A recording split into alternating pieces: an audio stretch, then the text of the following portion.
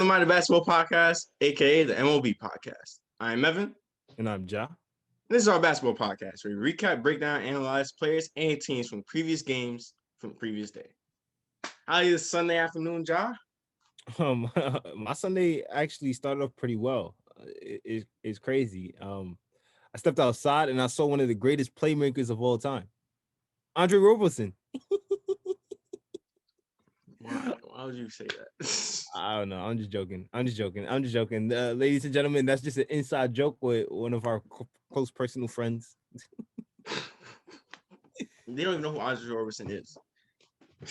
You probably don't. But are you good?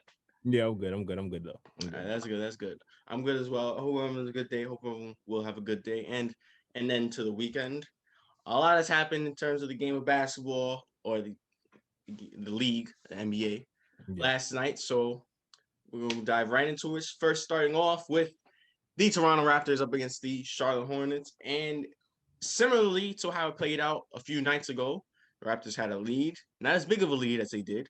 But they had a lead. And the Hornets kept being in the game, kept fighting, kept clawing. Got really close. Almost was able to take the lead. Almost was able to tie the game, take it overtime, but couldn't. And in the end, they fell to the Raptors and lose to them back-to-back times, falling 116 to 113. So let me get your thoughts on this game, Ja. Well, the Raptors, to start off the first quarter, they came out brick cold. Like they couldn't get a shot to go through, while the Hornets was like going off to start off. And then they picked up some momentum. They switched to they picked up some momentum. They switched to a zone. And then they wait, hold on. Let me finish, man. They start to pick up their offense. Yeah, they picked up their offense and stuff and everything, and things started going their way. And then they were able to go on a run to gain a big lead. And then the second half hit, and then they forgot how to play basketball well. Like, you know what I mean? As it seems like they've been forgetting the entire season. But go on. Exactly, and this has been the common occurrence. They look like they number one, they struggled. Let's just cut that off. They played horribly to begin, and then the games in which they supposed to win, they couldn't close out games. But yet they were able to close out these two games. Let's be honest. But against the same team that nearly came up close to beating them. So. Yeah, so how much credit we should give them. But you called it the last time. You called it the last time on the last episode. You had too much faith in them. They won still, so you were right. But you couldn't put too much faith in them because things like that happen. Well, pretty much the reason why, the Hornets was able to get into this game because their starting lineup was just playing better than the Raptors starting lineup. Mm-hmm. Specifically, Devontae Graham, Gordon Hayward, Scary Terry Rozier. They was really out there balling out, and they really got them back into this game and really got them competing in that second half specifically. But the reason why I would like to say the Raptors won the game is because of their bench production, specifically from two people. Chris Boucher, who's been balling out the entire season. And I guess that's being flying on the radar because of how the Raptors been playing. And Norman Powell, who had a big game. Yes. He stepped up big for them. He had some big shots, some big time baskets. And with them two coming off the bench and having over 20, that surprise production that the team can't really prepare for. Exactly. Then it's kind of hard to stop them, and because you don't know what you got to change the game plan. You got to see what else you got to do. Yeah, and it's crazy because again, this Hornets team is not really good defensively, and it's just it's surprising how they got how the Raptors even have bench production this game, because they said how their bench production has been struggling throughout this beginning of the season. They haven't been getting much from their bench. So for this game to have happened, which the reason why you won is because of your bench, is a good sign. It's a short sign, but it's a good sign. Yeah, I guess we should leave it off at that. By the way, do you think that was a foul on Terry Rozier in the final minute, in the final seconds? When he shot it? Yeah, if anybody who didn't watch the game, Terry Rozier had a pretty good look. attempt to tie the game, and he missed badly, but it seemed like there was a foul on Stanley Johnson, which it Yeah. wasn't called. And then, of course, the Raptors were able to, run out the clock. Hey, if it wasn't called, it wasn't called. But it looked like it could have been a foul, though. It looked like it kind of been a foul, like close contact. But hey, again, if you're not Harden or something, like they're not giving it to you. If you're not Harden, Yeah, Trey Young, and Steph Curry, they not but really giving it to for you like that. me, it's kind of a breath of fresh air because with all these foul calls in the league now and stuff like that, it's good. Yeah, Don't take the play, don't take the game exactly. away from the players. You know what I'm saying? Yeah, Like it yeah, wasn't really clear and obvious. A little contact, but nothing too clear and obvious where you had to call it. yeah. So I'm fine with the no call. But yeah, uh, a a close, tough game played by the Hornets, but nonetheless, the Raptors do prevail, and a good win for them. Yeah. Back to back, won 2 straight. Yay, Toronto. But all right, starting off to the first game of the day, which was the rematch of course, same as the Hornets and the Raptors. The game from 2 nights ago, that in Thursday, or 3 nights ago on Thursday, between the San Antonio Spurs and the Houston Rockets. And this was a pretty balanced, well played game up until 5 minutes left into the fourth quarter, where the Spurs, led by DeRozan, led by Murray. DeJounte Murray, they just took it and ran with it. Yeah. So if you see a score, which the Spurs won 103-91, it might seem a little deceiving. It was like, oh, it was pretty much, could have been a blowout. No, the game was very, Close. very close. But Yeah. then the Spurs just was able to just take over Take in over. midway into the fourth and then towards the end of the game.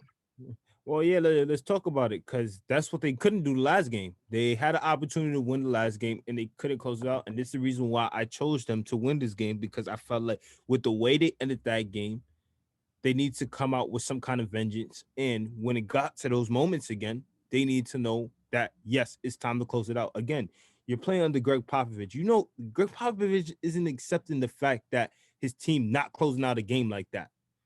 Like he's not going to accept that.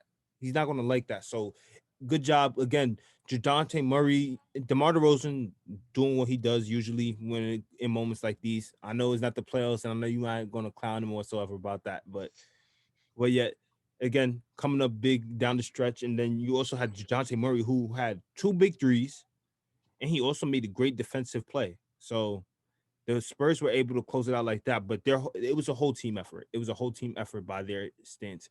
And also give it to the Rockets. Again, they're playing with new life. Like, Mm-hmm. no Harden, Cantor, like, and even without John Wall playing, they're still playing with that, like, that energy, that grit, in which, like, they have something to prove, a chip on their shoulder. Mm-hmm. Yeah, as you said, yep. John Wall did not play in this game. We have to see when he comes back. Yeah. We still don't know. Eric Gordon wasn't playing as well, and All Depot still not playing. So pretty much, once again, an undermanned Rockets team playing and still fighting and still completing and still competing. Christian Wood once again with another dominant performance, 24 and 18. Yeah, but he airballed the free throw. I saw that though. Airballed the free throw. I'm just uh yeah, that can't happen. saying. But at least he's a young player, so Yeah. we'll let him rock for that. He's not, one of the all-time greats like LeBron. But yeah, so he's No, you're well, not lying. You're not we lying. can't really give him a pass, but we're not gonna clown him like that. But he still had another great and dominant performance. Ben McLemore stepped up for them because they needed some other pieces to step up for them in those absences. Christian Wood can't do everything, Yeah. so he had a good game. Mason Jones came out of nowhere, like out of nowhere. Sniper. Yeah, just shooting, just pulling, Automatic. and they needed that production for him. But Yeah. they also need to play defense and not make young team mistakes, Yeah. And when you don't have those veteran players around, it's kind of hard to Well, let's just be honest. do that. They're not ready. They're not ready to win. Like, and there's nothing that we could do to fix the situation. Well, they're not ready. Well, because I mean, only what veteran player was playing? PJ Tucker. Cousins was playing. Wall was playing. Aaron Gordon was playing. Like, they had no veteran presence around us. So when the Spurs make that run, this is what Greg Popovich does. He Yeah. should be eating up young teams like this. Yeah, but like, let's just be honest. Again, on the Rockets side, is a situation that just can't be fixed. Is that what you said earlier? I didn't even catch that. Yeah, that's what I said earlier. It's a situation that can't be. It's a situation that can't be fixed. Well, yeah, honestly, I don't know how to. I mean, I love the city. I think I did everything I could, but I can't. Like, I'm getting to a point. I need a chip, and I just can't win with this team. And we'll leave that game off there. Let's again the Spurs coming up with the big win, closing out the undermanned young lineup of the Houston Rockets in a big win. And with, I guess, leaving from the Rockets, I know you have to say about Harden and his debut with the Nets in Brooklyn, up against the Orlando Magic.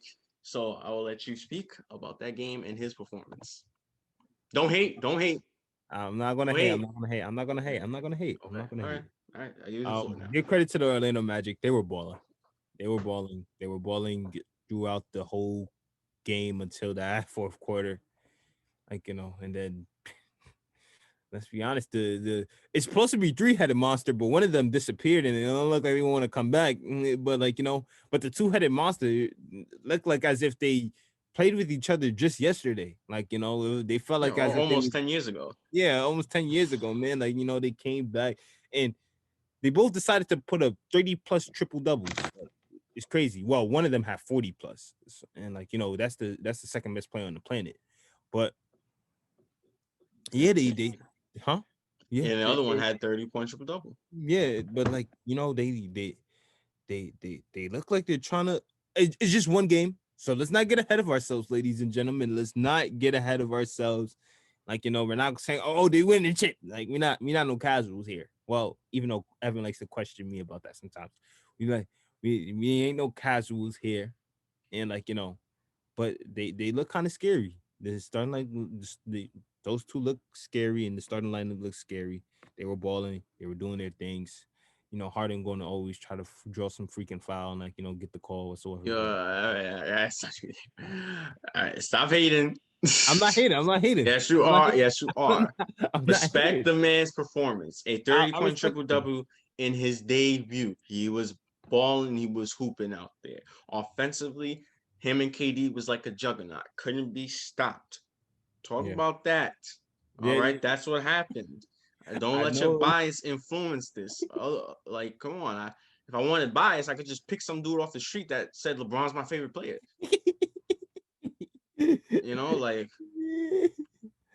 I know you have your saltiness about Harden and what he did, and I'm in agreement with you. But we also got to give props where props is due. But 30-point triple double cannot just be overlooked. That is a great performance by Harden. He is still one of the greatest offensive players we have ever seen. Well, look, I know that. Like, did you see before? Like, when he was still in the Houston, did you see what he do to the Blazers? Like, the dude came back, he just put up 40.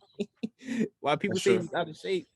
That's true. But now speaking of that, he's somehow, I don't know if he got liposuction overnight, but somehow the transformation. The transformation was crazy. Yeah. He probably said, wearing like an extra layer or something underneath. Extra layer. Maybe he has one of those shirts that tuck the fat in. Exactly. Yeah, he don't look like Mark Henry anymore. He looked like James Harden. Don't do that. I guess no more pregame meals.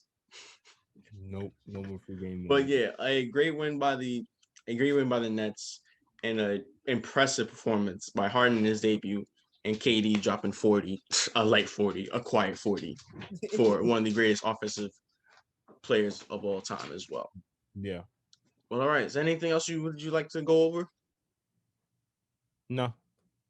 All right, then I'll pass it to me, and I will talk about my surprise team. Now, why would I talk about my surprise team? Maybe because their best player, the Rookie of the Year, Ja Morant, did make his return to Memphis. Did make his return on the team last night, and they just looked like a different team. Yeah. More like a well-oiled machine because the way he just controls everything on the offense and he brings everybody together is like a magician. Exactly. Yes. It's fun to watch him go to work even when he doesn't really do anything, but you can see the difference that he makes by just stepping on the court. They Mm-hmm. play different, they act different, they move around differently. They have better communication. That is the level of leadership that Ja Morant in his second season, I mind you, his second season, he brings to this team. This is unprecedented. And with him coming back, even though they a young team almost forfeited in the lead against the Sixers, Yeah. which they played. And even though the Sixers didn't have Embiid, but they had everybody else. Tobias was playing, Simmons was playing, Shake Milton. And this was an impressive win against the Sixers team. A really impressive win. Yeah. And now they're at 500. They're at 6-6 right now. And they've been playing well without Ja Morant, just staying in the mix, winning some games, losing some games, staying close enough. Now he's back. And that's what I like to see. And I just Oh leave it yeah, off at man. that. I'm just happy. I'm happy to see it. I'm happy to see it. Oh Even yeah. even like the bench players stepped up in this win. Yeah. Well, you see, again, we always talk about it, but you see the kind of team that they look like when John Morant is on the floor versus when they're off the floor. They're a tough team. You're a really tough team. Again, they embody what the Grizzlies culture is: the grit, the grind, the blue collar work ethic mentality, right? But Mm-hmm. like stats and eye test wise, you can see when John Morant is on the floor, just like what you said, everything changes. They play at a fast pace. They're moving. They're just trying to find different ways. Like it's just everything. His leadership. It's just like it rubs off all around, and then they become. If they're a talented team that probably wouldn't make it somewhere, when John Morant is on the team, it's like they're automatic like possible playoff team. Yes, and I am obviously in agreement with you as they are my surprise team. So um finally John Moran is back. Congratulations to the Grizzlies and a big win they had against the Sixers with him coming back to the lineup. Yes. All right. Before we go into predictions, I got to go over injuries. CJ McCollum got hurt in the Blazers game. He exited. I believe he got a left foot sprain. So good thing is the left foot sprain is sprain. Mm-hmm. So I don't think he'll be missing that much time, especially they don't need him to miss any time. They don't They're know. playing great for them, and they just lost Nurkic. They can't lose him. They got to stay in the mix in this, Yeah. in the West. They got to stay in the mix. Yeah, and they got to be careful because that's what hurt them last year too. Yep. But even with CJ McCollum exiting the game against the Hawks, they were able to get a big win against Atlanta. And Damian Lillard showing up as well, 36. But yeah, I just wanted to go over that briefly. But that's just one injury. But the main thing that I want to talk about, which is much more serious, is injury or I guess, diagnosis of Caris LeVert. It was discovered that he has a mass on his kidney. Anybody knows about that? That's very, very serious. Yeah, that's deadly. That's Yes, impossible. that's very, very that's bad. Like he can die. Mm-hmm. So luckily, they were able to find it, and I guess it was a blessing that he got traded to Indiana or traded in general because they wouldn't have noticed that maybe until later. Yeah. So now that they evaluated it, he's obviously out indefinitely, and prayers up for him because he's a rising star in this league. And Indiana sees him back. We want to see him back to see how he can progress and take that next step for the Pacers. Yeah, cause I felt like if this one ever happened and he was playing, he was going to go Yeah, we was crazy. just talking about him and Yeah, Sabonis playing together and yeah, that man, he was dynamic they going to go have in the system they crazy. have in Indiana. Like it'll be great, but Talking about 3-level score. And the crazy thing is, I don't know if you know this, but do you remember the fact that he was even drafted by Indiana? He was drafted by Indiana. He was Oh, I drafted by know that. Indiana. He was traded to Brooklyn. Oh, so I guess he's going back to the team that he was drafted for. Yeah, they Oh, sold him out in the beginning, but yeah, they got him back. wow. I wish the Hornets thought. I bet the Hornets think that that might have happened with them when they drafted a certain Mamba. But Don't do that. nonetheless, back to serious topics. Yes, prayers up for LeVert. Health comes first. Hopefully, he gets well soon. Take as much time as he needs to get that dealt with, and with speedy recovery, and for him to get back on the court and in action as soon as possible, because he is a fun player to watch. So, prayers for Caris LeVert. Yeah. But all right, that being said, now out the way, it's time for prediction time. I think it's 3 primetime games that we need to go over. We will hear which they are in a minute. Starting off with first, the New York Knicks up against the Boston Celtics. Who do you have? If all the players are playing for Boston, then I got Boston. You got Boston. I got Boston as well. Sadly, this is a 1:00 game, early game. Yeah. So be mindful of that. Next is postponed. Next is the Bulls and the Mavericks. Who do you have? I got the Mavs. You got the Mavs. I'm gonna go with a little upside. I got the Bulls. They've been balling. So I can understand. Yep, blowing leads to the next team that we're gonna talk about, which is the OKC Thunder playing up against the 76ers, who just took a loss last night against the Grizzlies. And that is the second primetime game that we're reviewing. So who do you have? Wait, I'm sorry. Repeat the master one more time. The 76ers and the Thunder. Okay. I got the Thunder. They got momentum. That Thunder, I do have the Thunder as well. SGA has been playing out of his mind this season. Next, the Jazz or the Nuggets? Jazz. I got the Nuggets. The Pelicans or the Kings? Pelicans. That was a no-brainer. Sorry. What you mean? The Pelicans are 4-7. The Kings are 5-8. The fact that Sacramento went from having the number 1 seed or like one of the top seeds all the way to now the bottom of the conference, surpassed by Golden State, who sucked, should tell you a lot. Well, they are the Kings of the Neptitude. Or what Shaq puts them as, the Queens. Don't do that. You gotta respect the women out there. I'm just saying what Shaq said. I'm not calling anybody or disrespecting anybody at their name. Shaq says, all right, you fine. I have the Pelicans. And lastly, the last primetime game and the last game of the night features the Indiana Pacers up against the Los Angeles Clippers. I got the Clippers. I have the Clippers as well. All right. Now I think it's time to wrap things up. Any final thoughts on anything?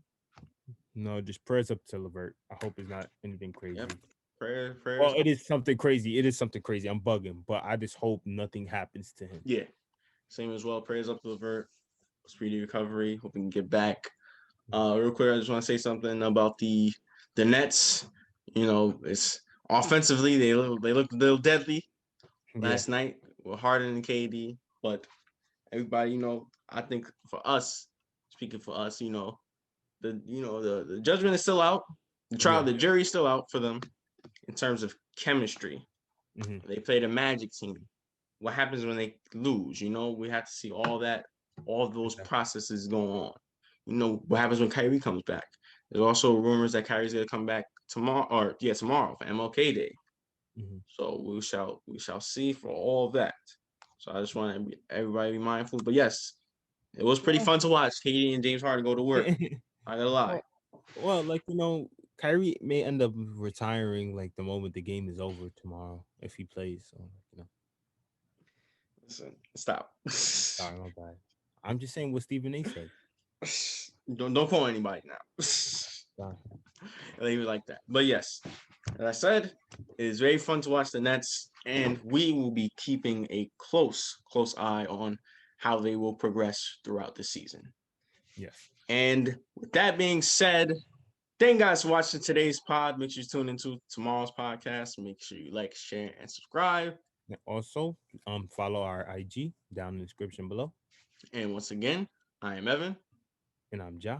and this was the Mind of Basketball podcast.